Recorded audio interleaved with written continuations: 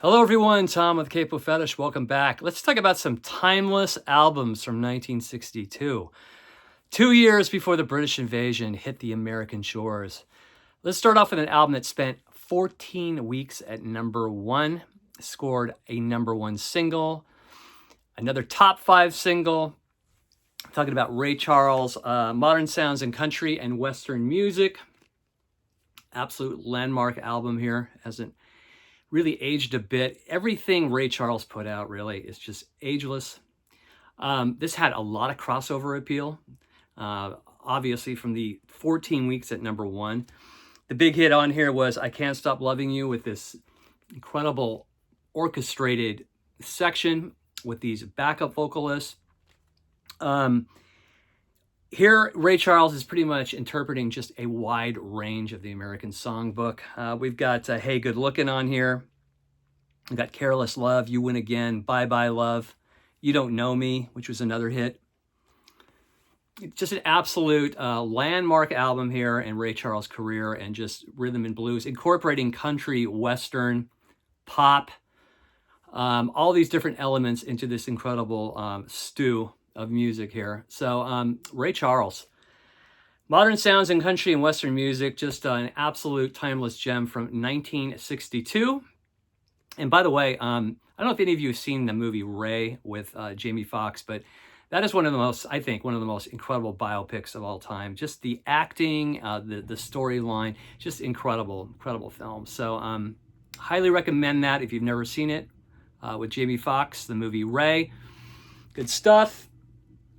One of the greatest blues albums of all time, probably in my top three, is Howlin Wolf's second album, comprised of singles from 59 to 62, also known as the Rocking Chair album.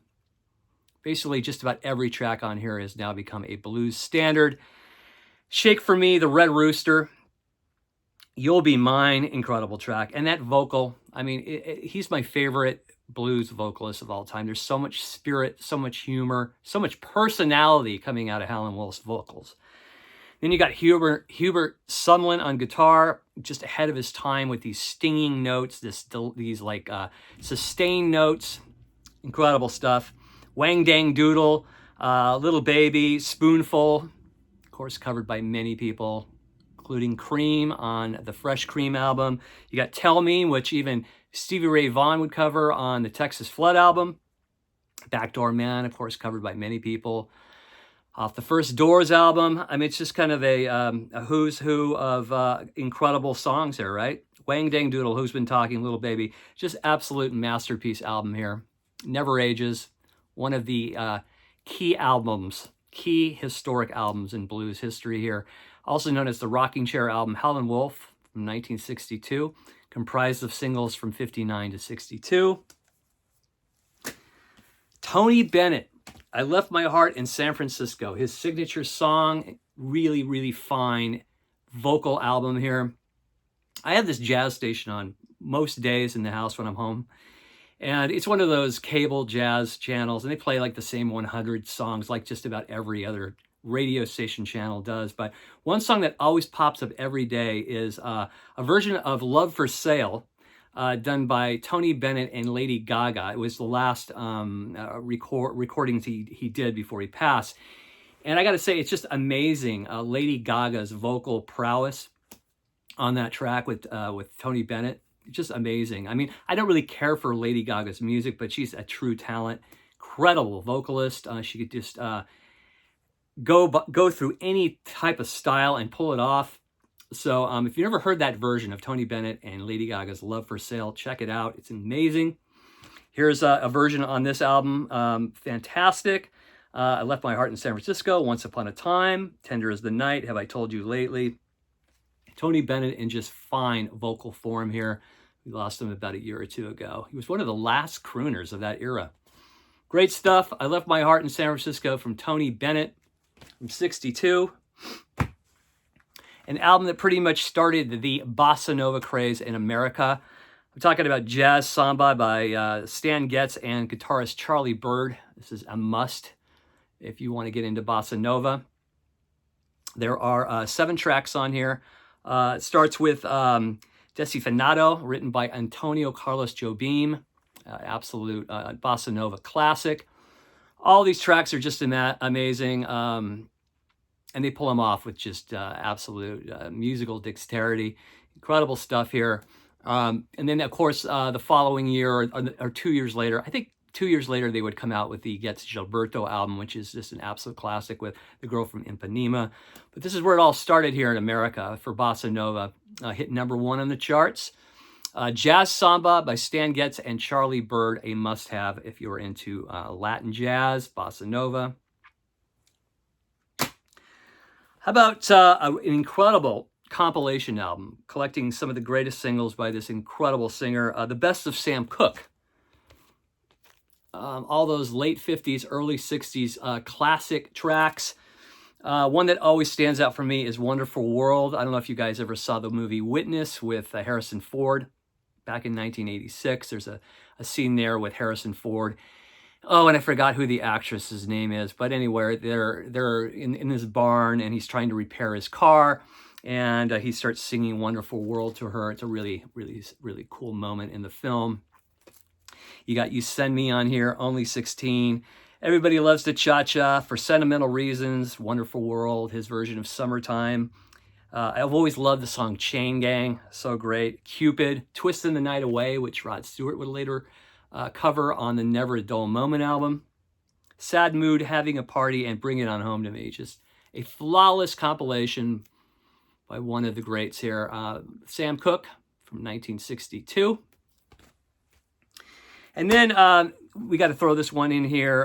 Green Onions by Booker T and the MGs. Just a fantastic instrumental album, their first debut album. On here, you've got original bassist Louis Steinberg, who was later replaced by Donald Duck Dunn, I think, on the third Booker T and the MGs album. But right here, we've got the original quartet. We've got Steve Cropper on guitar, Louis Steinberg on bass, Al Jackson on drums, and Booker T on organ. Just fantastic. I think this was a #3 track, or #3 hit, Green Onions, on the Billboard charts in '62. Just a wonderful, wonderful, laid back, just chill. I just love the whole vibe of Booker T and the MGs. I love their version of Time is Tight, which even the Clash covered on Black Market Clash.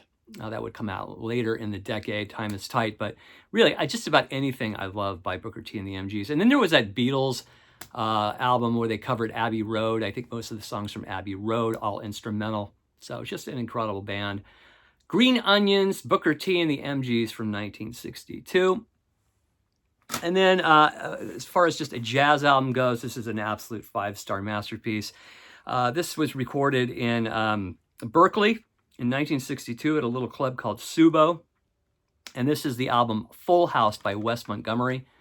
Just an incredible live performance here. I just love Wes Montgomery's guitar tone, his playing style. Later on, he would become more of a covers artist, maybe as a way of making money. Later in the 60s, he would put out this album, A Day in the Life, do a lot of cover tracks from the 60s.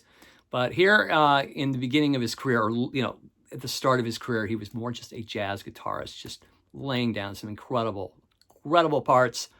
I highly suggest this album. If you want to get into jazz, this is a good place to start. One of many good places to start.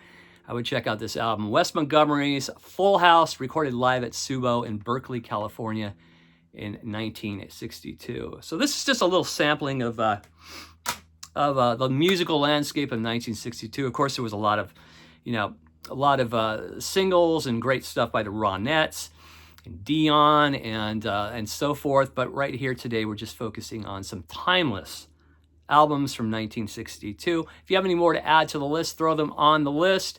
If you're new to the channel, you've seen other videos across the platform, and you dig the content, press subscribe. It's absolutely free.